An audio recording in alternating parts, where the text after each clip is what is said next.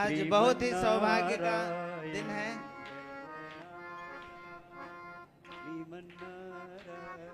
आज अपने दरबार में विशिष्ट अतिथि आए हैं। अतिथि देवो भव। बहुत ही सरल हैं, बहुत ही श्रीमद् भागवत कथा आप सभी लोग सुनते हैं, उनके मुखारबिंद से सुंदर सुंदर भजन गाते हैं।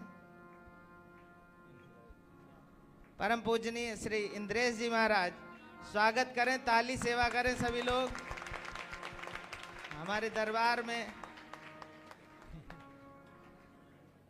बोलिए सद्गुरुदेव भगवान की। श्रीमन्नारायण।